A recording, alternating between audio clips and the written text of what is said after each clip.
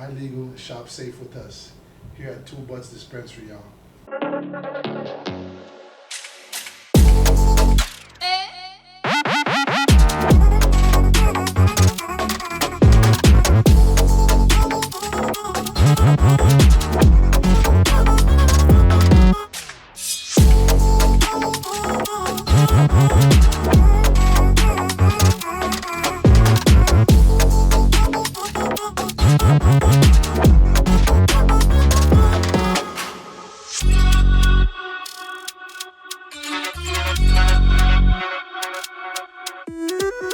What's going on? It's your man Blanco. Thank you for tuning in to another episode of Blanc Podcast, where we cover everything from the come up to the bust down. I got my co-host in the building, CJ, and we have a special guest in the building, Howie. Howie, we usually start every episode. We call it drip check, basically just show you a drip, you know. All right, so I don't know. I got the Breitling on. You know what I'm saying? A little wedding band. You feel me? Little piece. You know what I'm saying? That's all. Good Two Buds hat. That's a fact. For those that don't know, Two Buds is the first Jamaican-owned dispensary in the Bronx. So if you need that smoke, check them out. But Howie, why don't you let the people know that don't know you, know where you're from, what your upbringing was like, things like that. My name is Howie Miller. You know what I'm saying? I was born in the Bronx, raised in the Bronx. But, you know, I've been doing this all my life. You know, I've been selling weed, just doing my thing. You know, I was a street kid. And how'd you get into that? You know, it's cultural for me because I'm Jamaican.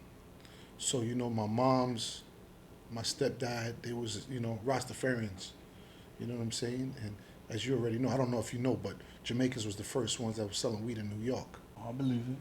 Everybody, you know, nowadays they trying to claim it like it was, you know, they invented it. Nah. It was the yard man them. You know what I'm saying? The ganja. Yes, man. At what age you think you started hustling? Yo, believe it or not, man, at the age of 7, I was bagging up weed with my stepdad because, you know, like I said, it's cultural for us. So it was nothing for me to have barrels of weed in my living room. And my stepdad, you know, he was selling a lot of weed in, you know, in the neighborhood. You know what I'm saying? He had a bunch of weed gates. So I used to have to bag up weed at night. You know what I'm saying? So we were bagging up mad weed, you know what I'm saying? So he could hit the spots in the morning, you feel me? Now, did you graduate high school? Or? Actually, no, I didn't. I got my GED in prison. Did you ever hold like a real job or like a 9 to 5? You know, the funny thing is, when I was in my hustling, you know, in the streets, that was my job. You know what I mean? I took that very serious because that was the only way I know how to eat. You know, later on in life, you know, I got a job. And did it feel different? It did feel different. And you know, the funny thing is, when I was working construction, because that was my job, I was selling weed to my coworkers. That's crazy, right? Yeah. I just couldn't stop selling fucking weed. Now you said prison. How'd you end up in prison? Man, I've been to prison off and on my whole life, man. I'm not proud to say it, but it is what it is, you know? As the product of the streets, that's what's going to happen. What was your first time being arrested? You want to start from juvenile? Was it weed every time? It wasn't weed every time. Okay. I started out, you know, a little mischievous kid, robbing, stealing, doing all kind of shit, getting caught. You know what I mean? If I bring my rap sheet right here, right now, I could break down everything for you. You know what I mean? Yeah. And then you'd be like this, oh shit, yeah. This guy's crazy. Yeah. But on paper it looks crazy, but always on paper it looks worse than what it is. Exactly. They make it seem like it could be a paper cut. They make you seem like you try to kill this person. Like, yo, listen, man. When I came home from doing a prison sentence, and I had to see my probation officer, you know, because I was out on parole, whatever. And then she said, "Mr. Miller, looking at your jacket, I thought you was this monster, but after meeting you, man, you a sweetheart." Yeah, so it's crazy with your industry, right? The laws at the time, I remember people were going through the system for a nickel bag of weed, and you always been an entrepreneur, but the only difference is the laws, because obviously you do it on the legal level now. You know, I don't know if you know my story, but I got caught with 4,400 pounds, trafficking from Arizona back to New York, you know, and I was doing this for some years, you know what I mean? So, you know, I was the type of guy, I used to play with a lot of money. You know, and it was kind of risky going out of town with all that money, you know. But anyway, I got caught. I had to serve time, and when I came out of prison, you know what I'm saying, the license was afforded to guys that's been incarcerated for, you know, or, you know, arrested for marijuana. And luckily for me, I had fit the criteria. You know, they was looking for people. Well, they was giving out 150 licenses. It's called CARD. Condition. It's abbreviated. It's a conditional adult use retail dispensary. That's the abbreviation for CARD. And it was only giving out 150 licenses at the time. But then it quickly rose to 300 because, you know, they had more guys that more needed. demand. Yeah, more guys that needed the license. Mm-hmm.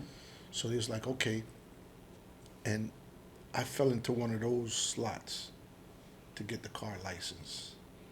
But of course, you had to have the conviction, state conviction, and you had to have ran a legal business for at least 2 years that showed a profit. And I had both. What legal business at the time were you into? I had a construction company Okay. called Mill and Mill Construction. Are you still in business with that? No, actually, I dissolved that company once I went to prison. But I still had owed a huge tax bill on that company. So when I came out, I was still in debt with this Department of Tax and Finances for like 300 and something thousand. So actually, that held me back from getting my cannabis license. Wow. Yeah, that held me back for a little bit, but I was able to work it out with them, and I paid them off. And as soon as I paid them off, I got the license. Now you said you went to prison for 4,000 pounds of weed. I can't even imagine how to even store 4,000 pounds. How did you get caught with that? How did that even happen? Well, that's a deep story there, because that story. Okay, so I had a driver, right, and he used to drive the truck. I'm the guy that's quarterbacking the whole play, of course. You know what I mean? And then my connect now was these Mexican guys down with the cartel. So what we used to do was, I didn't have to go down there. I used to just put the money on the truck. And the truck goes down, the Mexicans take the money off, load up the truck, send him back. You know what I'm saying? I received the truck on my end, which was in Jersey. I would never cross the bridge with the truck, because during ever since the pandemic and all kind of other shit, they like searching trucks going over the bridge, the GW. So I would park the truck in Jersey, and then I would unload the truck in a van, and I would take it to the storage units. So I had different storage units that I would, put the weed inside the different storage units. You know what I mean? And then I would bust it down from there. You know what I mean? And then flood the streets. How'd they apprehend you though? You was in the vehicle? No, actually I was in New York when the truck got busted. And the Mexican guy called me and he told me, he says, yo, the truck got popped. Man, and listen, man, I immediately had diarrhea. My fucking head was spinning. What was the estimated street value for that at that time? Oh, 4.4 million. That's a $4.4 million loss? Yeah. God But damn. I spent $1 million cash of my own money, and I bought 2,000 pounds. And the Mexicans matched me with that. They gave me 2,400 pounds. They gave me a little extra, you know what I mean? So that's how I became 4,400 pounds. You know what I'm saying? And when the truck got popped, man, I lost my $1 million. I was sick. But not only that, but I knew possibly the law, they coming. Because they want to know who the hell is, you know what I'm saying? So in a situation like that, you and the cartel take the loss equally, or you in debt to them? No, we took it equally, Okay. because it's not my fault. I guess they're not as bad as people try to make the cartel out to be, right? No, they'll work with you. They'll Yeah. work with you. They'll definitely work with you. I owed them 1.2 million. I gave them their money, several times. We work. So what did you do then? You doubled down and went harder? Or? No, man, I closed them shop, dog. I shut everything down. Oh, because it was compromised. Yeah, it was compromised. Money hurting. I'm sick. You know what I mean? You don't know what people know, nothing. And believe it or not, they was watching me after that. Yeah. Because the truck driver, he actually talked. And then when he talked, the people, because he started talking in Arizona. And then the agents in New York started to follow me and, investigate me. And I felt them on me, you know what I mean? I'm from the streets. I know what time it is. I'm driving my daughter to school, and you got state troopers following me. Come on, dog. You know what I mean? How long after were you apprehended? Actually, a year later. Yeah, wow. No, wait. Actually, a year later, somebody else wore a wire on me, got me to talk about the load, and then a year after that, they arrested me. So the truck got popped in 2000. I'm going to tell you, May 13, 2010, the truck got popped. The guy wore the wire on me in June something of 2011. They didn't come arrest me till March 8th, 2012 was when they arrested me. So you see the timeline? Yeah. They did their homework. And what was They were going? waiting. Yeah, what was going through your mind? You thought like, oh, I'm about to beat this. They don't got nothing on me, or like? Yo, when the agent arrested me that night at my house, I was driving a Lexus truck, and I pulled up in front of my building because my little brother had broke his jaw, and I was going to the house to get his Medicaid card. You know what I'm saying? And because first I went to the pharmacy, and the guy was telling me, the medicine for him is a lot of money, the Sure, you know what I mean? So I was like, no, I ain't gonna pay. I got a card for him. You know what I'm saying? So I went home and got the card. But when I went home, I noticed there was a lot of people standing in front of my building. You know what I mean? That don't happen in my neighborhood. I lived in a luxury high rise with a doorman and everything. I'll tell you, I was a high roller. You know what I'm saying? So when I seen the movements, I was a little annoyed. Like, who is these people standing in front of my building? I don't know these guys. I've never seen them before. So I didn't get out the vehicle. I drove around the corner to the parking garage, my parking garage, which is in the back of the building. And as I'm going to the inside the parking garage, I noticed there was a couple more vehicles that I didn't recognize. But then I looked and I seen inside the vehicle that you could see how the lights from your dashboard is illuminated. I seen that through the tint. Then I looked at the other vehicle. It was an Astro van with tinted up windows. I'm like, yo, what the hell, man? This don't look right. No, my gut feeling was telling me this is not right. So but by that time now, my garage door done opened up. I said, fuck it, I'm committed. I got to go in now. So when I went in, the Astro van came behind me. That other fucking Impala, whatever it was, came behind me. And after that, I seen them lights just go like this. On the dash, the blue lights, and I heard him hit it once or twice. Boop, boop.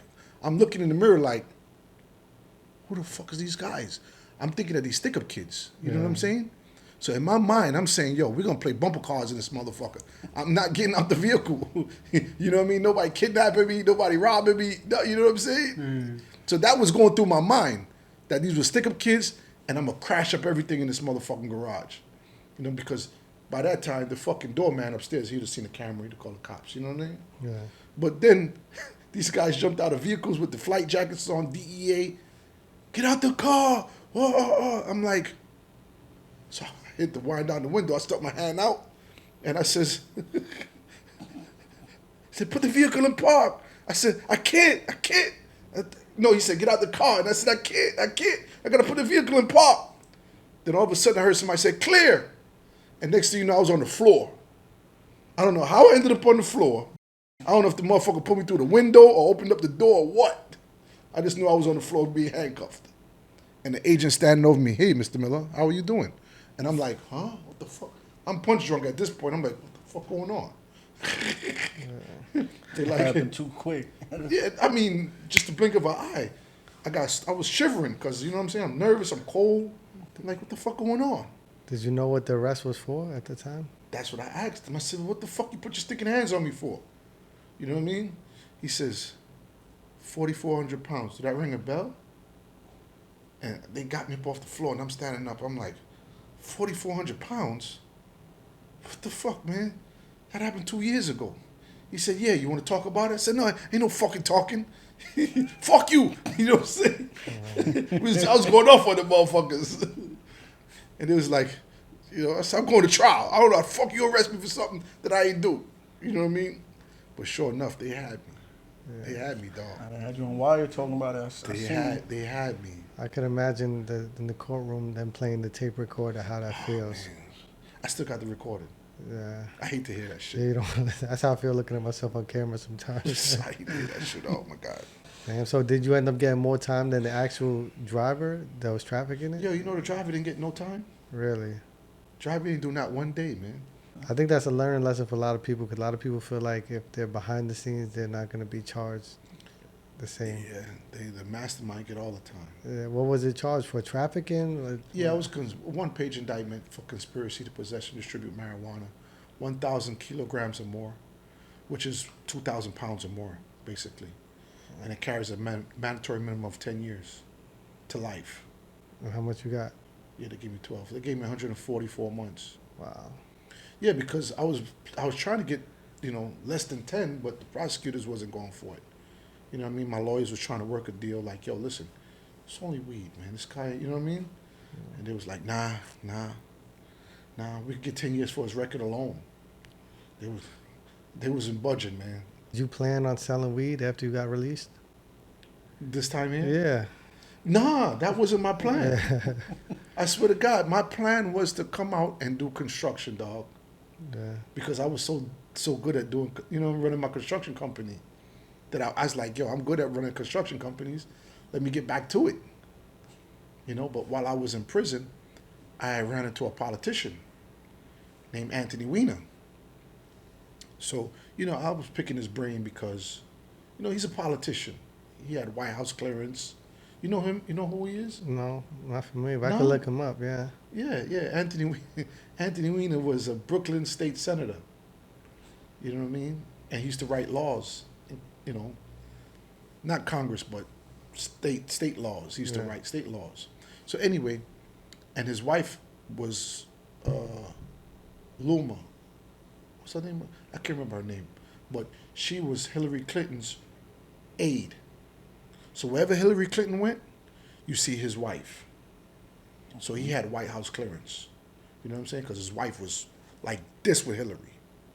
Anyway, he got caught for some pedophile shit. And they gave him like 18 months or whatever. So he was in the same prison I was in.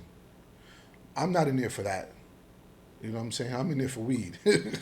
But he was in there for that. But he was in a separate unit than me. Because, you know, his crime. But we used to meet up on the rec yard. Because, you know, we get to mix and mingle. You know what I mean? So I said, you know what, let me talk to this guy. Just to feel him out a little bit. You know what I mean? Yeah, White House clearance. I want to know how is the White House? So upon talking to Anthony and whatnot, we get cool, started talking. He says, Miller, let me ask you a question. I said, what's that, Anthony? He said, what are you here for, if you don't mind me asking? I said, I'm not here for what you're in here for. I'm here for weed. He's like, oh, shit.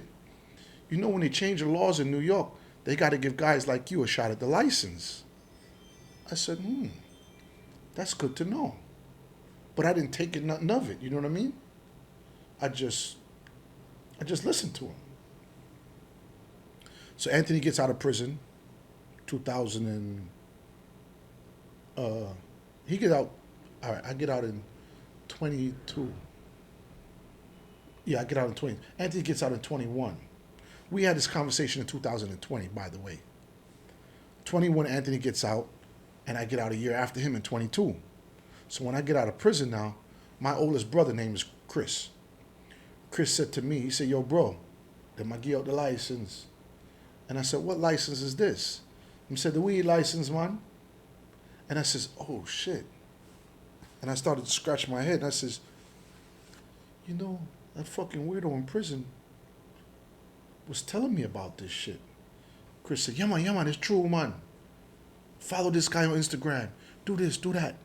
So when I followed this other guy on Instagram called Mellow Times, Roger, they was having a meeting at the Bronx Museum.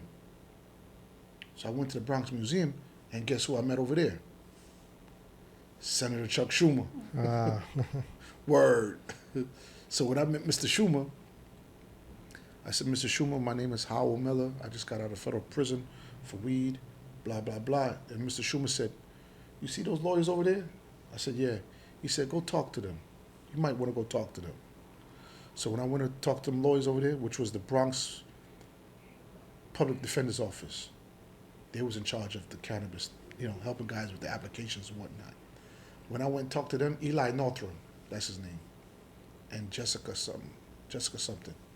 When I went and talked to them, the rest was a wrap, dog. I told them my story. They was like, yo, we're going to make you the poster child of the movement. Word. I was like, word? They was like, yeah, we're going to get you to your license. How were you able to fund the business, like in the early days? Well, fortunate for me was that, I still had a couple dollars. You know what I'm saying? You know what I mean? Not that much, but I had a couple. What's harder, selling weed legally or illegally? Illegally. Illegally is harder? Why, because of the jail time or because of what? No, because you got a lot of people you got to look out for. You got to look out for the stick-up kids. You know what I'm saying? You got to look out for the police. You know what I'm saying? You got to make sure the money gets there. Now, I just text, say, yo, bring me something. Yeah. You got to worry about losing $4 million and owing the cartel. I ain't got to worry about nothing. Yeah, I talk about the legal way, Yeah. No, I sleep like a baby now. Which one has better profit margins? The illegal. Yeah? Yeah, the illegal had better profit margins, for sure. You don't got to pay taxes on it. Exactly.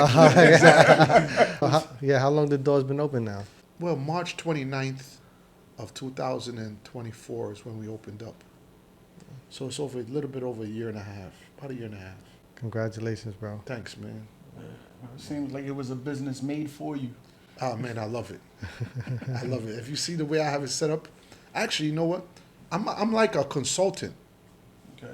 I'm a consultant, I'm a designer, and I'm the builder.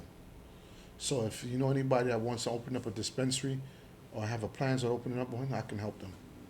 And where's your shop located? Tell the people. Yeah, I'm on 696 East 241st Street, Bronx, New York. Two Buds Dispensary. Just Google us anytime. Stop by the store, ask for me. I'm always there, mostly in the night. I'm a hands-on guy, you know what I mean? I'm very easy approachable. Regular guy, down to earth. They can't get no better than me. Now, since you was convicted, right, and it's legal now, is your conviction still on your record? Well, the state conviction got expunged. That's the one that made me qualify for the license. Not the federal conviction. Well, that's the one, the interview is the one that came in the mail, right? Right. Okay. Right. The state conviction, yeah, that's the one that made it, yeah. For those of y'all that want to hear more about Howie's story, make sure you go on John Conyers' YouTube channel, and he has the mind-blowing, crazy story of more in depth of his personal life and how he really got Two Buds from the jail to even being robbed. Like, he has a crazy story. I don't want to give away too much. Just make sure you go to his page and tune in, and you'll see a lot more about Howie. And I was like, yo, they should definitely make a movie about Shit this. is funny, right? It's crazy. You gotta see the John Jon Conyers Conyers network and subscribe to it. You'll like the story. And that's how we discovered this guy. I'm telling you, his story is amazing. And, you watch 10 minutes of it, you're going to be sitting there for an hour. Believe that. Yo, believe it or not, I used to be in prison telling my stories. And I used to have a little audience, and guys just be stuck like we was telling movie time or some shit. And they'd be like, yo, OG, man, you a funny motherfucker, man. And I'd be like, yo, you think you're fucking funny? That shit is for real, nigga. I definitely watched the whole interview. I looked at the time. I was like, damn, I really sat here for an hour and watched this, man. That shit is very interesting. Like, Yeah. like that's not something you would hear about every day.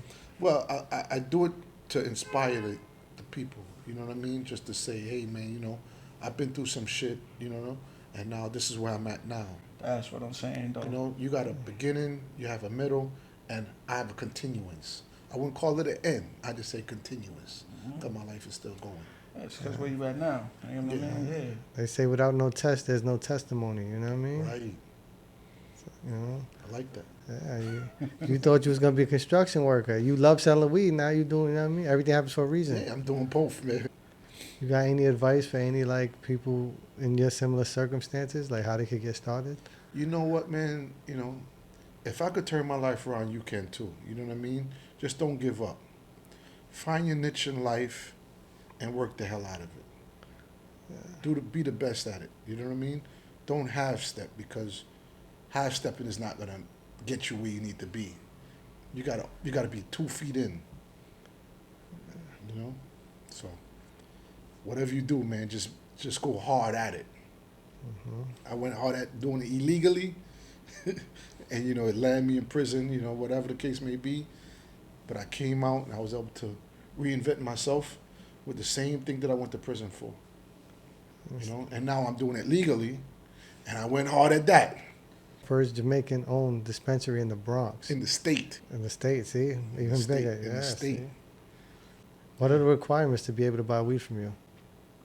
You have to be over the age of 21. No medical, nothing, just recreational? Recreational. And what strands do you have any popular strands? Yeah, actually, I just got the Kush. Kush? The OG Kush. Official OG Kush is in the store right now, y'all.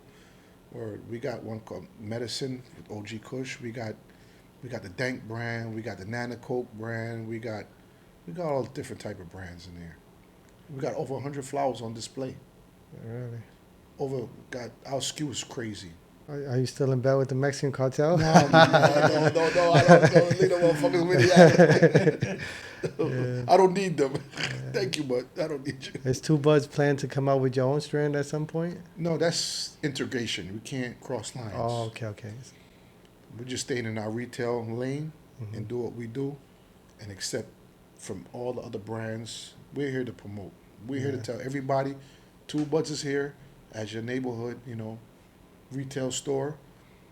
Come and see all the beautiful products that we have to offer, from vapes to CBD, gummies, flour, pre-rolls, everything. I guess another question I have is, do you smoke weed? No, I don't. Don't get high on your own supplies, yeah. Every so often I take a gummy or two, Yeah. just to lighten the mood or whatever. But other than that, I'm chill, man. So where's Two Buds in the next 5 years? More than likely, you're gonna probably see another store or two. Then maybe I could franchise it out. Who knows where this may lead us? Because we got the blueprint, and the store's running beautifully. And People love the product, and taxes being paid and wages, and everything is good, man. And when's your business hours? 10 to 10 every day, except on Sunday. Sundays we are 11 to 7. Nice. Sorry, 11 to 7 or 11 to 8. 11 to 8 on Sundays. I guess you're not there Sunday, right? Sunday's my rest day, man. All right, so we end every episode we call dropping a gem. You want to drop a gem for the people out there? Well, it's kind of like, if you're going to do something, I suggest you do it to your full potential. Don't second guess yourself, and don't put your head too far where you can't reach it. You know what I mean? Make sure your goals is obtainable. Not something talking about, you're a convicted felon and you want to be the president. That's not going to happen. Unless you're named Donald Trump. Hey, I didn't say that. But yeah, just stay with it, man. You know what I mean? We appreciate you, Howie. It was an honor meeting you. Likewise, man. We wish you nothing but success. Yes, man. I don't smoke weed, but I'll definitely support your brand, shout you out. You know what I mean? Yeah, for sure, man. Stop by the store, man. You'll love it, man. Blanc, Golden Diamonds, Two Buds, you know the vibes. Peace, y'all. Yo, what's good? It's your boy Jesus. You guys already know we got this jewelry stuff on Smash. Blanc's Golden Diamonds, Brooklyn's Best Jewelers. I also got a bus company, JC Express Bus. Make sure you guys follow it on Instagram. It's going to be somewhere right here. JC Express Bus. We do short and long distance trips. Anything you want, anywhere you want to go. We have sprinters, we have buses, we have vans. We also go to NYC correctional facilities. Hit us up. When you need transportation, we'll get you there. Safe and reliable. JC Express, Blanc's Gold, and Diamonds.